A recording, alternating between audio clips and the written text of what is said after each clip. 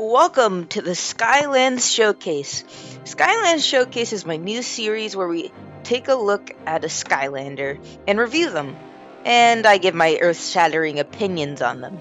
Today's lander is Whirlwind, but before we get started, I would like to thank all of you for 150 subscribers plus. I've had a blast reading all of your comments, and I want to thank you for all the support on my Magic Villain video. But for now, let's get into this. Whirlwind is the Dragon Skylander for the air element in Spyro's Adventure.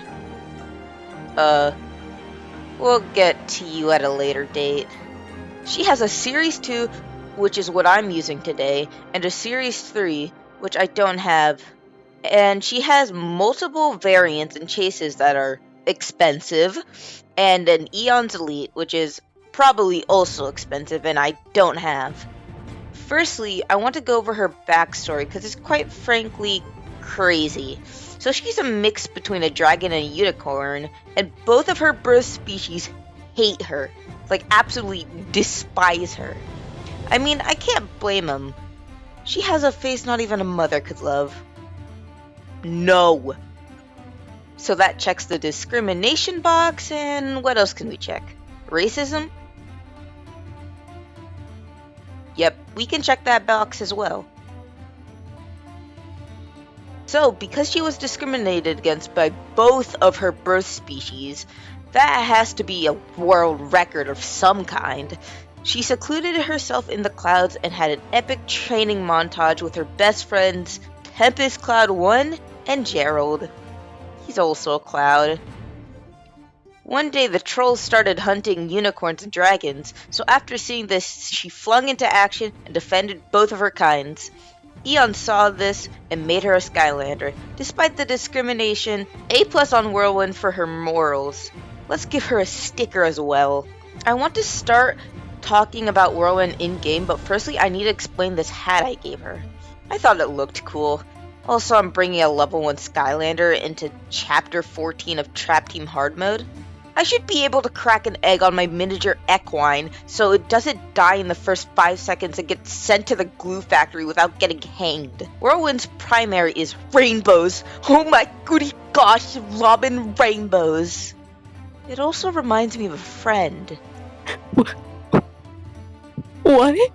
This does really good damage, honestly, and it's a solid range attack. My only gripe is that you have to run towards the enemy to aim it correctly, which is my gripe with all ranged Skylanders. Maybe I'm using it wrong, but as always, come on my pocket-sized steed, let's run and gun towards the wood chipper. Where'd Whirlwind go? Ew! Her secondary is pushing a storm cloud or tempest cloud forward, and it kinda acts like a turret/obstacle after you use it, which is honestly a very nice defensive move paired up with her Series 2 Wild Pow, which makes the clouds shoot rainbows automatically. Her Tempest Dragon path makes the clouds act like one of Prison Break's crystals, which is really cool and does a ton of damage. I would 100% recommend this path because it's just so fun to genuinely use, and also the ultimate Rainbower path gives Rainbow Dash too much power. By holding the primary attack button, Whirlwind can create an entire black hole that most likely can destroy the Skyland's known universe, and Whirlwind should not have this power. Why? She has anger issues. Apparently, when talking to Flynn, she mentioned that one of her attacks was called the Rainbow of Doom, and Flynn laughed at this. So Whirlwind just straight up attacked him, and it took him like a few weeks to recover, and apparently she went easy on him, which means Whirlwind could have killed Flynn at one point. What a demon. Ah! So we have anger issues, racism, being discriminated against. Now that makes an amazing Skylander. If I were to rate Whirlwind, I would give her an 8 out of 10. She's really fun to use, and especially with her Tempest Dragon route. And she recruited Warnado for the Skylanders, which was my first ever Skylander, so I have her to thank for that. So, all in all, in conclusion, Whirlwind is a pretty good Skylander, and you should pick her up if you haven't yet. Thank you for watching, and subscribe, and bye!